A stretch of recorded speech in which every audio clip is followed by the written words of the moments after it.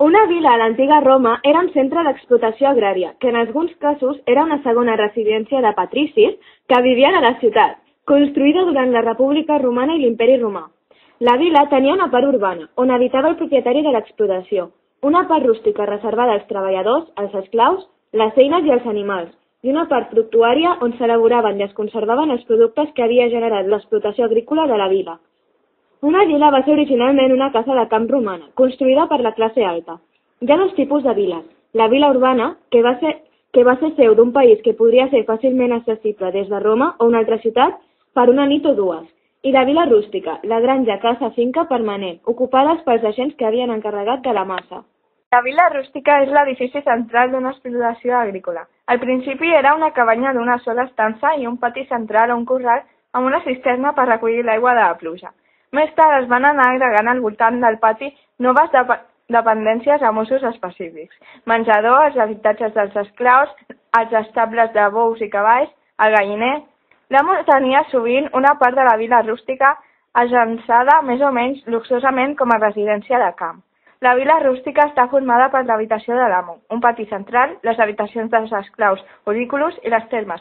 Vila!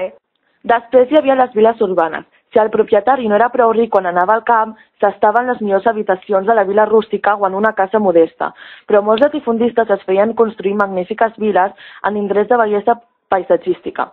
Solien tenir totes les comoditats imaginables, fins i tot calefacció a l'hivern. L'estructura d'aquestes viles era molt variada, però en general s'hi accedia directament pel peristil. Les habitacions s'agrupaven en edificis diferents comunicats entre si pels passadissos coberts. L'envoltaven horts, petits boscos i jardins. Tenien aquestes parts: habitacions pels esclaus, celae familiare, un valetudinarium pels esclaus malalts i un ergastulum per castigar-los. També hi havia la cuina, el saló, una gran recepció i el menjador, triclinium. A part, també hi havia els estables de bous i de cavalls i un galliner per les gallines. Els seus orígens es remunten a les viles gregues del segle V abans de Crist. Aquestes propietats podien consistir en petites hisendes dependents del treball familiar, o pel contrari, en grans propietats, amb treballadors, esclaus o servents. En els segles II i I abans de Crist es va produir un creixement econòmic i la progressiva desaparició dels petits agricultors va ser paral·lela a un augment significatiu dels latifundis. Això repercuteix positivament en les viles. La part residencial passa a ser cada vegada més sofisticada i elegant, constituint-se en magnífiques domus. Construïdes freqüentment al voltant d'un pati, comença a ser edificades com cases de camp per als rics, sent cultivades per arrendataris i supervisades per un administrador. La majoria d'aquestes construccions són abandonades a finals del segle II després de Crist i les que perduren són transformades de manera radical.